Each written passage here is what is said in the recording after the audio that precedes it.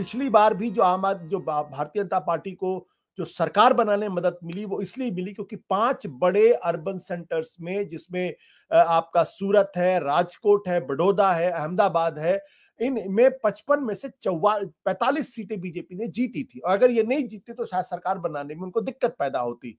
और सूरत में 16 में से 15 सीटें जीती। तो सूरत का में अपना वर्चस्व बनाए रखने की कोशिश के तौर पर इसको देखा जा सकता है।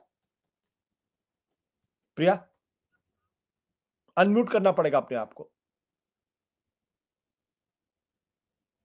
हाँ आशुतोष, ये जो अभी हमने जो पूरा ड्रामा सुना है, ये कंस्पिरेसी थ्योरी सुनी है कि बीजेपी ने किया था, मेरा एक सवाल है कि ये ड्रामा आम आदमी पार्टी के साथ क्यों हो रहा है? क्योंकि पता है कि सबसे ज्यादा कैपिटलाइज करना, सबसे ज्यादा सेंसेशनलाइज करना, जिस तरह के आपने वीडियो दिखाए विद सर्कल, और उन्होंने ट्रेस किया कि यही आदमी चीफ मिनिस्टर भूपेंद्र पटेल के साथ भी खड़ा हुआ था, ये सब आम आदमी पार्टी करने में बहुत माहिर है। तो बीजेपी, थोड़ा सा इसमें कंफ्यूजन है कि बीजेपी इतनी डरी हुई है आम आदमी पार्टी से, अगर कैंपेन देखा जाए कि उनको ऐसा टारगेट करना है, सिर्फ एक आदमी को ही टारगेट करने से उनका क्या लाभ होता है? सूरत की सीट में क्या इतना महत्वपूर्ण है इस सीट में कि बीजेपी को इतना एक लेंस लेना पड़े?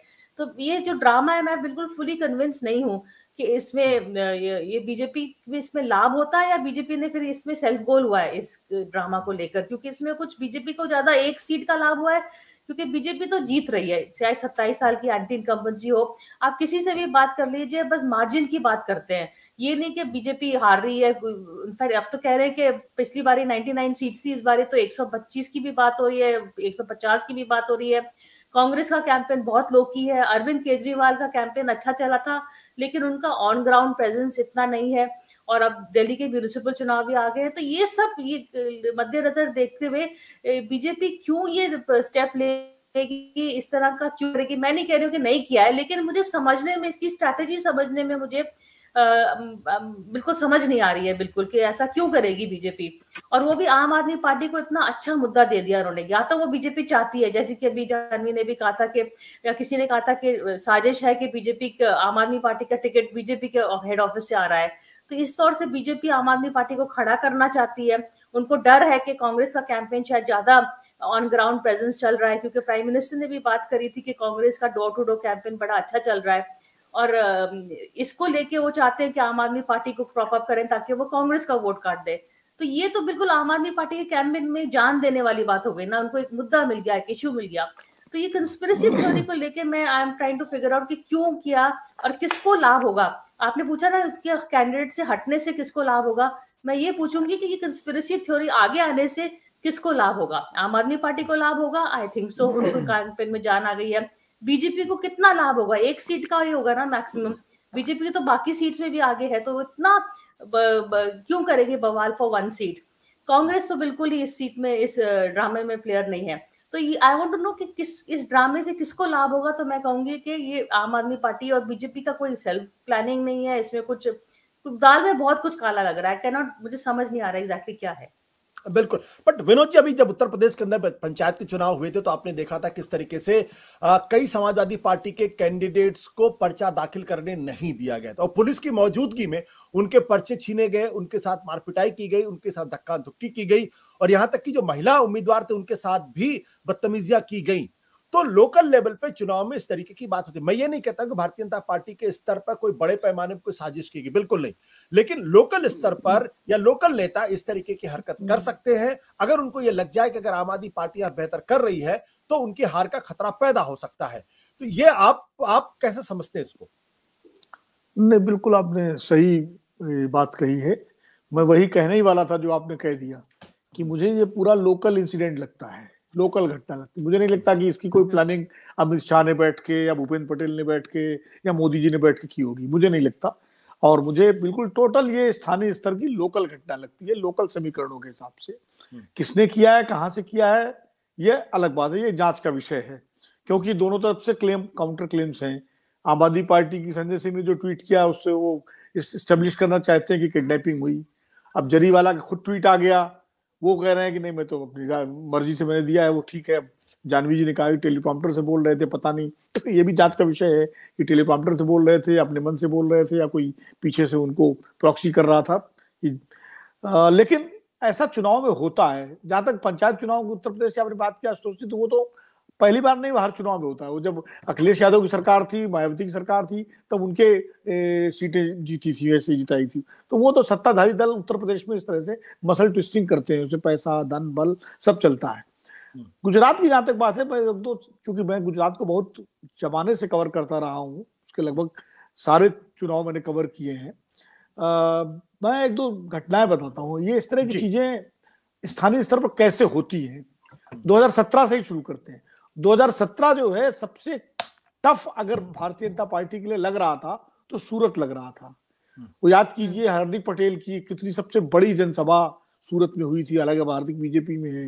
वो एक वीडियो आया था, कितना सच था कितना गलत था, कि वो जाल लगा करके जो है बीजेपी के लोगों की मीटिंग हो रही थी कि पत्थर ना पड़ जाए, और वो बाकायदा लगा करके, वो भी सूरत की का ही वीडियो था। और बहुत असंतोष था सूरत में जीएसटी को लेकर के, नोटबंदी को लेकर के, इन सारे उसमें जो है चुनाव हुआ था। मैं सूरत गया भी था, लेकिन वो जो 16 सीटें जो सूरत की हैं, वो भारतीय जनता पार्टी की एक तरह से एपिक सेंटर, किसी ने कहा, मैं उसको कहता हूँ वो उनकी अमृत नाल है, जहां से उनको ताकत मिलती है, जिसको बोलते हैं ना अमृत कुंड जो होता है।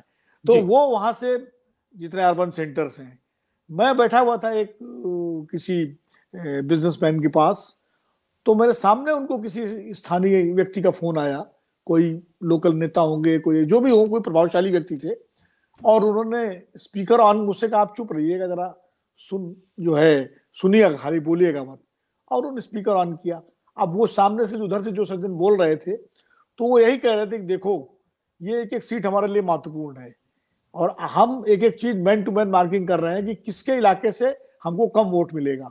भले गुजरात में हमारी सरकार रहने रहे, हमारी केंद्र में तो रहेगी।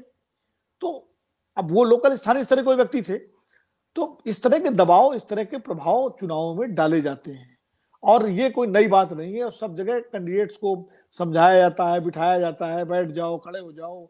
और अभी राजेश जी ने कहा कि बैठाने का दबाव होता है, मैंने खड़े का भी तो बताता हूँ, खड़े रहने के लिए दबाव डाला गया मेरे सामने। 2007 के चुनाव में मैं अहमदाबाद में था, और वो मुस्लिम इलाके में मैं था, शायद शाहपुरा में या कालूपुरा में, उधर ही कहीं था मैं।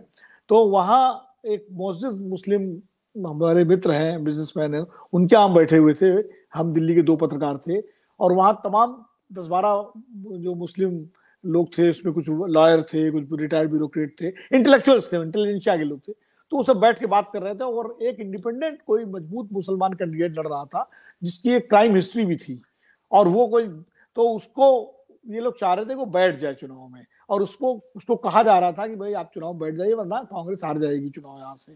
तो उसको फोन आया वहीं पर, फिर किसी प्रभावशाली व्यक्ति का लोकल स्तर पे, कि बैठना नहीं है तुमको चुनाव में, ध्यान रखना, लड़ना है चुनाव। तो चुनाव लड़ने के लिए भी दबाव डाला जाता है, चुनाव से हटने के लिए भी दबाव डाला जाता है। सवाल होता है कि वो गणित किसके पक्ष में। अगर लड़ने से, अब ओवैसी जी लड़ रहे हैं, तो इसका फायदा किसको मिलेगा? जाहिर है। तो इसलिए जो है, जिसके लड़ने से फायदा होता है, तो उस हिसाब से वो भी दबाव पड़ता है। खैर, जहां तक ये घटना है, मैं बिल्कुल इसको स्थानीय स्तरीय घटना मानता हूं, और मुझे लगता है कि इसको लेकर के आम आदमी पार्टी मुद्दा बनाने की कोशिश तो करेगी, लेकिन गुजरात की जैसी प्रकृति है, जब मोरबी का पुल मुद्दा नहीं बन सकता वहां पर, तो ये क्या मुद्दा बनेगा भाई? ये कितना आप चिल्लाते रहिए कि हमारे कैंडिडेट को उठा लिया, उठा लिया, उठा लिया। गुजराती जो है मानस जो है, वो अपनी जगह बिल्कुल इस मामले में बहुत तय करके वो समझ लेता है कहाँ क्या है, और उनका जो मन होता है वो वोट वहीं करते हैं। मैं तो पिछले कई चुनावों से लगातार 2007 जो है सबसे टफ चुनाव था मोदी जी के लिए, जब वो चीफ मिनिस्टर थे, जब केशुभाई पटेल की पूरी टीम चली गई थी, और तमाम जगह जगह हम घूमते थे, लोग कहते थे बस इस बार तो हार गई बीजेपी, लेकिन बीजेपी 115 सीटें ले आई। तो गुजराती जो मतदाता है, उसको अपना निर्णय जो है वो बड़े हिसाब से करते हैं। आज मैं एक देख रहा था, आशुतोष जी बस कंक्लूड कर रहा हूँ, एक चैनल पे देख रहा था, तो वो रिपोर्टर बार बार पूछ रहे थे लोगों से, तो खेत में कुछ किसान थे, तो उन्होंने कहा आम आदमी पार्टी ने पंजाब में ये किया, ये किया, ये किया। तो एक किसान बोला कि हमें तो पंजाब से जो ये हार्वेस्टर वाले सरदार जी आते हैं हमारे यहाँ, वो तो कहते हैं वहां तो हम लोग पछता रहे हैं वोट दे करके, वहां तो सब एक मतलब वो, अब वो सरदार जी जो हार्वेस्टर वाले हैं, वो पंजाब की खबरें लेके आ रहे हैं। देखिए, ये भी अपने आप बड़ी दिलचस्प चीज है। और वो गुजरात के किसानों को बता रहे हैं कि ये सब जो है वहाँ किसानों का कोई भला नहीं हुआ और बिजली का कुछ नहीं हुआ। उस पर वो गुजरात के जो खेडूत लोग थे वो रिपोर्टर को बता रहे थे। तो चुनाव में बहुत दिलचस्प डायमेंशंस होते हैं। तो इसलिए मैं कह रहा हूं कि ये इतना बड़ा मुद्दा 2-3 दिन ये सब चलेगा, लेकिन मुझे नहीं लगता सूरत में लोकल लेवल पे हो सकता है, लेकिन पूरे गुजरात में पैन गुजरात एक मुद्दा नहीं बनेगा। सत्य हिंदी का ऐप डाउनलोड करें गूगल प्ले स्टोर पर।